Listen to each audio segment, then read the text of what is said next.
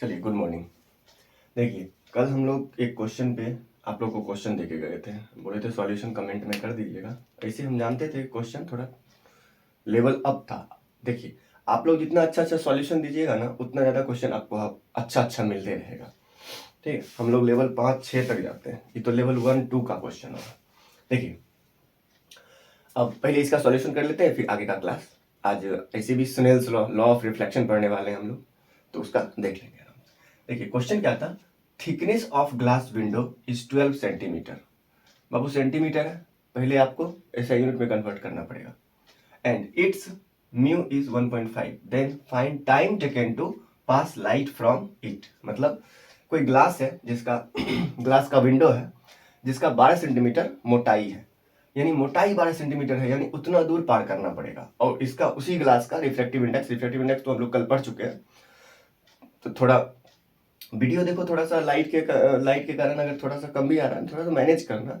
और अगर वो कॉन्सेप्ट अच्छा से सीख लोगे तो आज का जो भी हम लोग स्नेल्स लॉ पढ़ेंगे ना, बहुत ज़्यादा यूजफुल हो जाएगा कल के वीडियो के कारण। देखिएगा, then find time taken to pass light from it.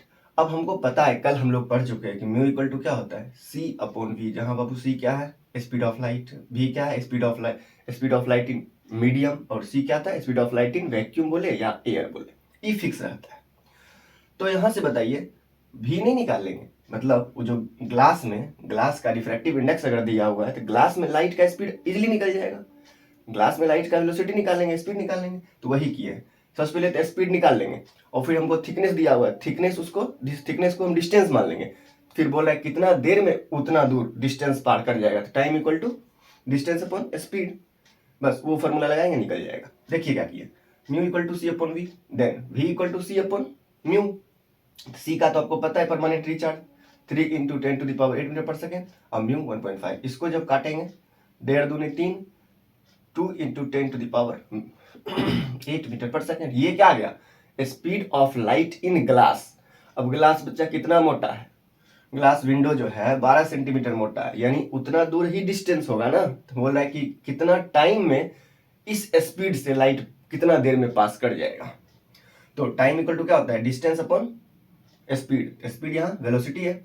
अब देखो, डिस्टेंस क्या है, वही मोटाई ना, उतने मोटा को ना पार करना है। तो बताइए, 12 सेंटीमीटर है, इसको मीटर में चेंज करने के लिए हम बता चुके हैं, जब भी सेंटीमीटर रहे तो वहां क्या लिख सकते हैं, 10⁻² मीटर। ठीक है, अब 12 सेंटीमीटर था, सेंटी की जगह पे क्या लिख सकते हैं, 10⁻² मीटर, मीटर में चेंज हो गया। अब ये सब का ट्रिक एक हम वीडियो में, दूसरा वाला वीडियो में, बहुत दिन पहले वाला वीडियो आप जब सर्च कर लीजिएगा, वो सब डाले हुए। अब ये हो गया डिस्टेंस डिवाइड बाय वेलोसिटी या स्पीड जो आप निकाले हैं, 2 × 10⁸ मीटर पर सेकेंड। अब बच्चा देख, मीटर से मीटर गया, सेकेंड ऊपर आ गया, इसीलिए सेकेंड यूनिट में आएगा, क्योंकि हमको टाइम पूछा है, टाइम का यूनिट भी सेकेंड ही होता है। इसको जब काटेंगे तो ये तो 6 बार में कट गया, 6। अब ये -2 -8, और ऊपर गया तो -10 हो गया। तो यही वाला हम लोग का आंसर होता है। तो ऑप्शन नंबर शायद बी था, आप लोग देख लीजिएगा। ठीक है, तो अब आगे का क्लास शुरू करते हैं हम लोग।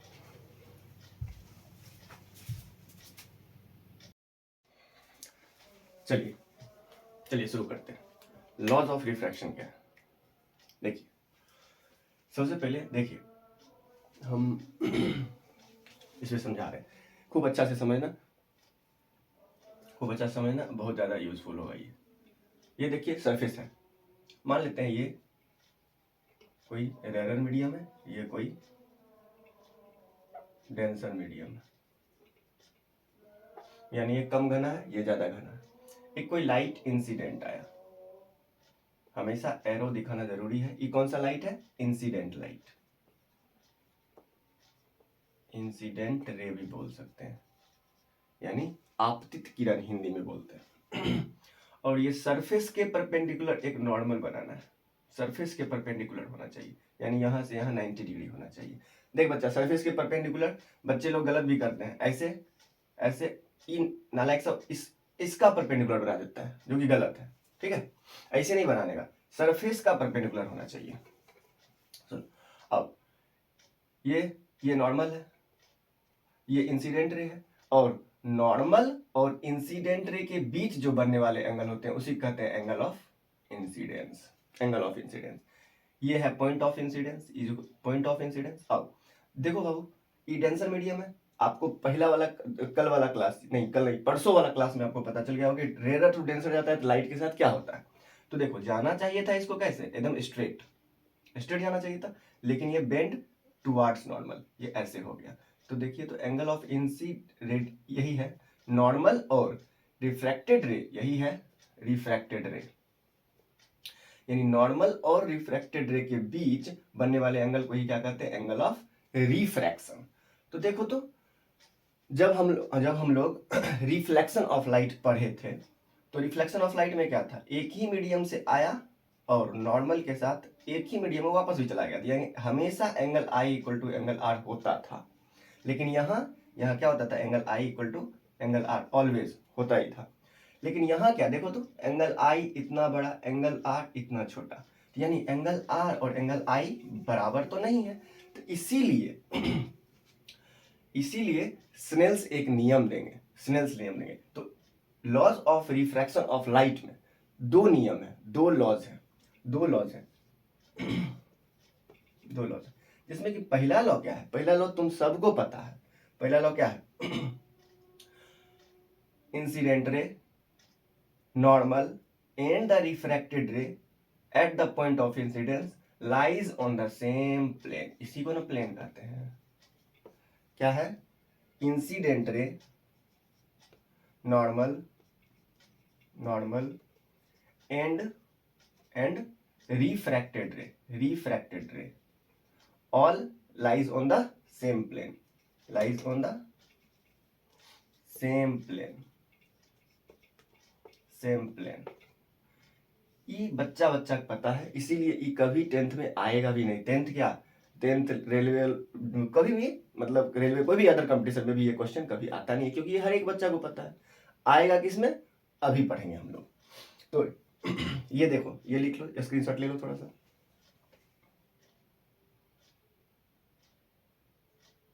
चलिए अब देखो, सेकेंड लॉ हम लोग को बहुत अच्छे से पढ़ना है, इसको मिटा दे रहे हैं। अब देखो सेकेंड लॉ क्या है, सेकेंड लॉ देखो सेकेंड लॉ क्या है क्या, इसमें है लॉ साइन ऑफ इंसिडेंस को अगर sine of refraction, sine of the angle of, देखो इतना sine of angle of incidence and sine of angle of refraction will equal to constant. अब हम कल बोले थे कि रिफ्रैक्टिव इंडेक्स का यूज होगा, यही कांस्टेंट यहाँ रिफ्रैक्टिव इंडेक्स है, एक मीडियम से दूसरे मीडियम में, ठीक है। यानी तो आप ये भी लिख सकते हैं, सेकेंड लॉ क्या है, सेकेंड लॉ है क्या, आप अगर लैंग्वेज में लिखना चाहेंगे तो क्या हो, the ratio of sine of angle of incidence to the sine of angle of refraction will also equal to constant and then that constant is known as refractive index, ठीक है। लिख देते हैं, क्या है, the ratio of sine of angle of incidence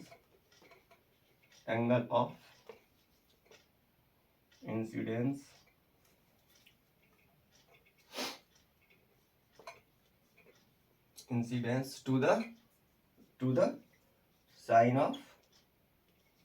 of angle of refraction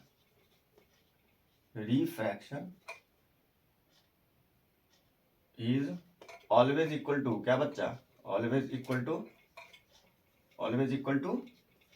constant, and that constant is known as refractive index। वो constant क्या हो सकता है, हम बताए थे किसी भी चीज का घनापन constant होगा, तो यही constant आज यूज करेंगे, and that constant is known as, तुम लोग राइटिंग पे ध्यान देना, मेरा राइटिंग हर बार है, पता है तुम लोग को लेकिन हम सब बोल बोल के लिख रहे हैं, तो आपको लिखने में परेशानी नहीं होगा। To constant and that constant is known as refractive index known as refractive index. Clear sir? यानी जाहिर सी बात है, एक मीडियम से दूसरे मीडियम गया होगा तो अभी हम लिखेंगे एक मीडियम से दूसरे मीडियम, ये याद रखिएगा। तो इतना जल्दी से लिख लीजिए स्क्रीनशॉट। देखो अब इसको मिटाते हैं। अब इस चीज हो गया डिफिनीशन आपके बोर्ड के लिए। बाकी कंपटीशन वाले बच्चे थोड़ा ध्यान दीजिएगा, इससे बहुत सारा क्वेश्चन आज बनाएंगे हम लोग। अब इस सब को मिटाते हैं।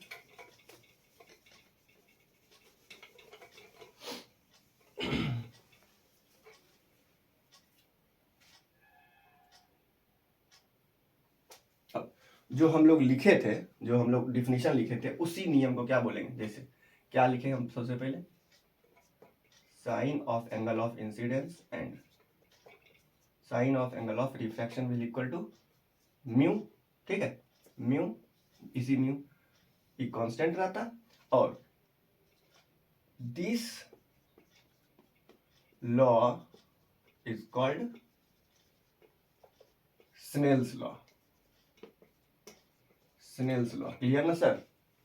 This law is called Snell's law, इसी लॉ को स्नेल्स लॉ कहते हैं। अब थोड़ा सा इससे आगे बढ़ते हैं इस लॉ का।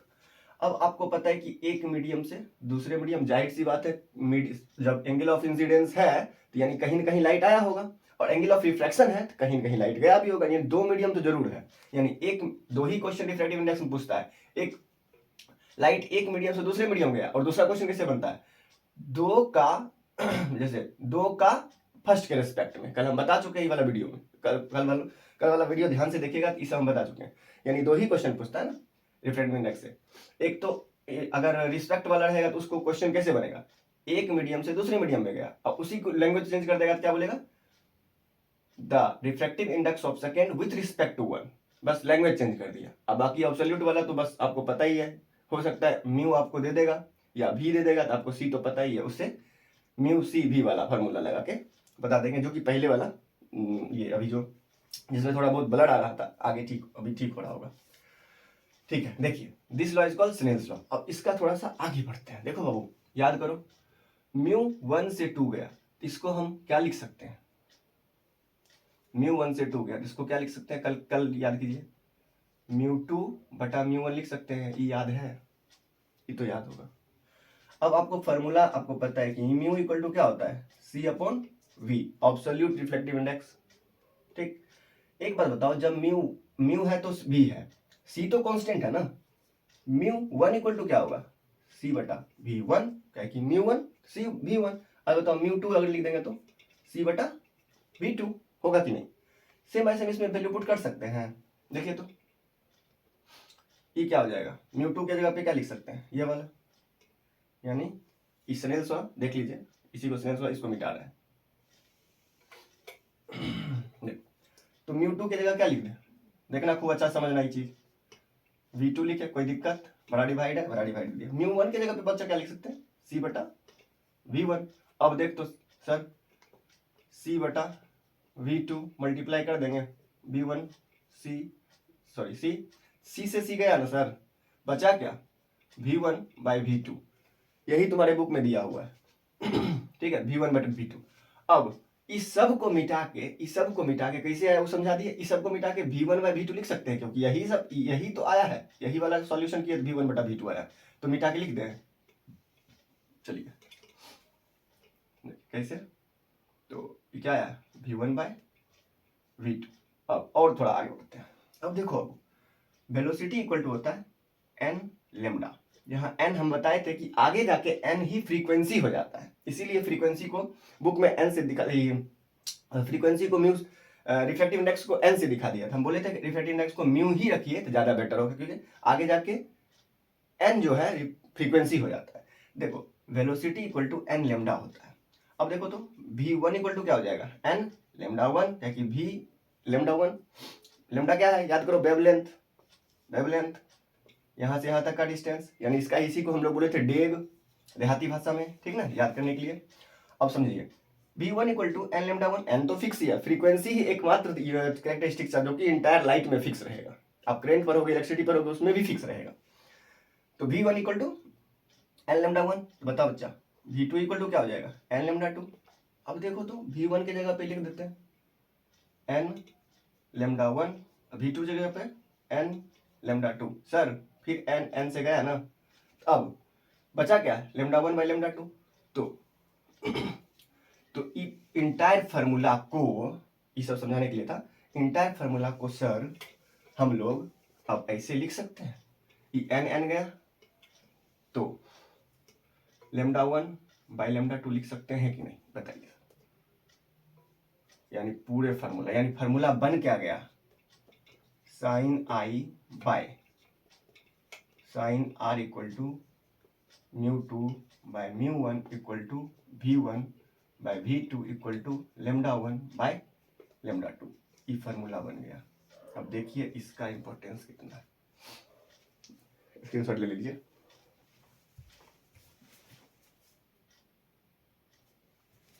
ले लिए होंगे। अब सर देखो इसका रिलेशन, अब इसका एनालिसिस थोड़ा देखना, इसी से क्वेश्चन आता है। म्यू है रिफ्रैक्टिव इंडेक्स, या देखो तो म्यू 2 ऊपर है V2 नीचे, यानी उल्टा पुल्टा रिलेशन है। अगर म्यू ज्यादा होगा तो भी कम होगा, भी कम होगा देखो उल्टा पुल्टा रिलेशन, उल्टा पुल्टा रिलेशन, यहाँ 2 है तो यहाँ 1 है, लेकिन ई दोनों में तो सेम रिलेशन है। तो क्वेश्चन कैसे भी आता है, हो सकता है आपको ई दोनों रिलेशन से आ जाए, हो सकता है आपको ई दोनों से रिलेशन से आ जाए, अभी हम करवाएंगे भी क्वेश्चन। तो देखिए तो अब आपको पता, देखिए उल्टा पुल्टा रिलेशन यानी म्यू का अगर हम बोल देंगे वेलोसिटी से कैसा रिलेशन है, तो mu inversely proportional to velocity है। अब वेलोसिटी देखो तो डायरेक्टली प्रोपोर्शनल टू लेमडा है, यानी क्या हो जाएगा, नीचे ही लेमडा। यानी कहने का मतलब क्या है, दो चीज यहां से हम लोग क्लियर कर सकते हैं। म्यू का रिलेशन जो है उल्टा पुल्टा है लेमडा से, लेमडा मतलब वेवलेंथ। इसीलिए आपको पता है कि रेड का वेवलेंथ, रेड लाइट जो होता है, रेड लाइट का वेवलेंथ हाईएस्ट होता है, ये तो पता है ना। सबसे ज्यादा स्पीड पहला दिन, सबसे लंबा ट्रेवल करता है, आपको पता है सबसे लंबा ट्रेवल करने के लिए लंबा लंबा डेग भी मारेगा, वो लंबा डेग मारेगा, इसीलिए रेड का वेवलेंथ सबसे ज्यादा होता है। तो बताओ बाबू, रेड का वेवलेंथ ज्यादा होता है तो उसका रिफ्रैक्टिव इंडेक्स कितना, तो सबसे कम, क्योंकि उल्टा पुल्टा। ठीक है, वे रेड का वेवलेंथ अगर ज्यादा होता है, हाईएस्ट होता है, तो रिफ्रैक्टिव इंडेक्स कितना, बहुत कम। या अब इसी तरीके वायलेट का एग्जांपल लीजिए। वायलेट का क्या होता है, वेवलेंथ सबसे लोएस्ट होता है, सबसे कम होता है, तो इसका रिफ्रैक्टिव इंडेक्स कितना, बहुत ज्यादा। समझ रहे हो। अब बताइए इसी में बोल देंगे, अब इसी में अच्छा एक बात बताओ, लेमडा भी और लेमडा तो सेम सेम है। जैसे मान लीजिए रेड का वेवलेंथ ज्यादा तो वेलोसिटी भी ज्यादा, देखो सीधा सीधा रिलेशन, वेवलेंथ ज्यादा तो वेलोसिटी ज्यादा, वेवलेंथ कम वेलोसिटी कम। अच्छा बताओ, अब थोड़ा सा और एनालिसिस पे आते हैं थोड़ा सा, बस देखिए रेड कलर है। अच्छा एक बात बताओ, रिफ्रैक्टिव इंडेक्स, ये जो रिफ्रैक्टिव इंडेक्स है उसमें उतना ही घना होता है, उतना ही लाइट बेंड टुवर्ड्स नॉर्मल होगा। तो रेड ज्यादा बेंड होगा कि वायलेट, बताओ रेड ज्यादा बेंड होगा कि वायलेट। तो देख बच्चा, इसका वेवलेंथ ज्यादा है तो रिफ्रैक्टिव इंडेक्स बहुत कम होगा, तो कम बेंड होगा, सबसे कम बेंड इसी में होगा ना, क्योंकि कम घना है। अब कम घना है तभी फ्रॉम नॉर्मल जाएगा, बेंड कम होगा। ठीक है, तो इतना चीज से आपको क्वेश्चन कैसे आता है वो अभी हम करवा रहे हैं, इतना पहले ले लीजिए screenshot.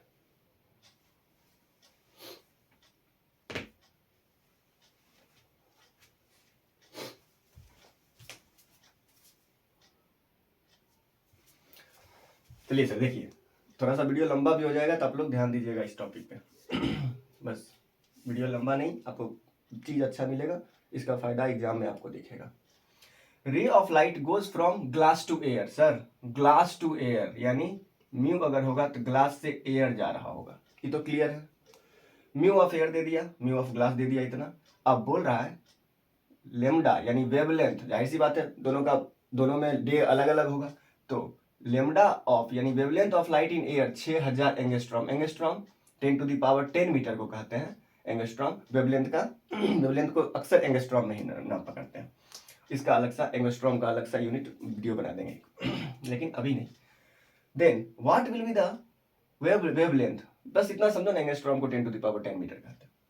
What will be the wavelength of light in glass. अब ग्लास में तो उसका कुछ डे अलग छोटा हो जाएगा, देखते हैं। देखो याद करो 6000 एंगस्ट्रॉम अगर एयर में है तो ग्लास में तो उसका डेग पक्का पक्का कम होगा। अगर आंसर इससे कम आएगा तभी अपना आंसर सही है। देखो तो कहां से गया, ग्लास से एयर, इसको लिख क्या सकते हैं, म्यू एयर बटे म्यू ग्लास। क्लियर। अब सर इसका देखो तो म्यू एयर, तो म्यू एयर तो देखो लेमडा, लेमडा यहाँ क्या लेमडा जी, कह के उल्टा पुल्टा, ई वन है यहाँ वन आ गया, इधर इधर वाला ऊपर और लेमडा ये एयर वाला नीचे। ये समझे, बस इतना में ही खेला था, यानी ये और इससे ही क्वेश्चन बन जाएगा। हम बोले ना कोई सा भी रिलेशन आपको दे सकता है। तो बताइए तो म्यू एयर कितना, म्यू एयर आपको दिया हुआ है 1, म्यू ग्लास कितना सर 1.5, म्यू जी कितना, यही तो निकालना है, ये निकालना है और ये आपको दिया हुआ है 6000 एंगस्ट्रॉम। अब इसको काट के देखिए क्या हो जाएगा, 6000 ऊपर चला जाएगा, 1.5 ये भी गया, ये क्या हो गया 4, यानी देखो तो बच्चा 4000 एंगस्ट्रॉम आ गया लेमडा जी, यानी हम क्या बोले इससे कम ही आएगा डेग। देखो आया आंसर, यानी यही अपना आंसर है। जल्दी से स्क्रीनशॉट ले लिए। Next question.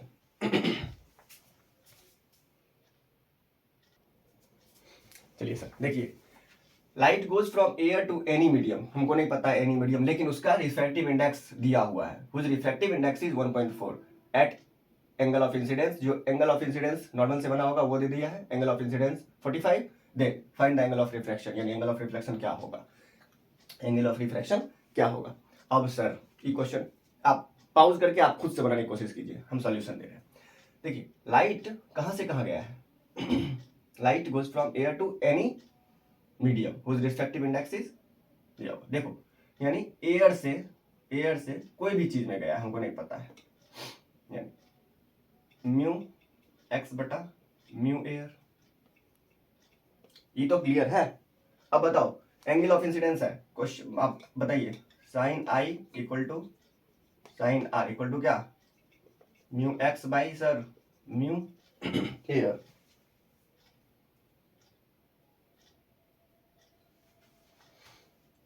एक मिनट सर, अभी वीडियो बड़ा बन रहा है ना, इसीलिए हमको करना पड़ रहा है पहले। देखिए सर, तो जो लिखा हुआ था mu x by mu a, अब देखिए sine 45 equal to 1/4, mu x का वैल्यू रख देंगे, म्यू एक्स दिया हुआ ये देखिए यही है म्यू एक्स, हम मानते हैं एक्स कोई मीडियम होगा, आर साइन आर, एयर का क्या होता है 1, एयर का मीडियम, एयर का रिफ्रैक्टिव इंडेक्स 1 होता है, इसीलिए यहाँ 1 रख दिया। अब इसको सॉल्व बस करना है। साइन 45 बताओ बच्चा 1/√2 साइन आर इक्वल टू कितना 1, आपसे बताओ एक बार, देखो तो मैथ भी सिखाते हैं, 1.42 को क्या बोलते हैं √2, 1.414 बोलते हैं ना, तो 1.4 है तो √2 बोल सकते हैं, डिवाइड बाई 1। अब साइन 2, साइन आर इधर रखो, साइन आर इधर आ गया, ई क्या आ गया 1/√2, इधर मल्टीप्लाई बाय √2, बताओ बच्चा 1/2 आ गया साइन आर। अब मैथ में आप पढ़े हैं 1/2 को क्या करते हैं sine 30 equal to sine r, sine sine खत्म, आर इक्वल टू कितना बच्चा 30 डिग्री। यही पूछ रहा था ना, यही पूछ रहा था ना एंगल ऑफ रिफ्रैक्शन बताइए। देखिए इस टाइप का क्वेश्चन और सारा, और ये हम एक लेवल अप आपको क्वेश्चन दे देते हैं ताकि आपको जो बुक वाला क्वेश्चन बहुत ज्यादा इजी लगेगा, आप कोशिश करके देखना एक बार। तो ये पढ़ लिए। अब अगला टॉपिक हम लोग लेंस पढ़ेंगे जो कि कल। अब लेंस बहुत इंपॉर्टेंट टॉपिक होगा, इसमें ध्यान देना, और इससे रिलेटेड जितना भी क्वेश्चन होगा अपने बुक से जरूर बना लिया करना।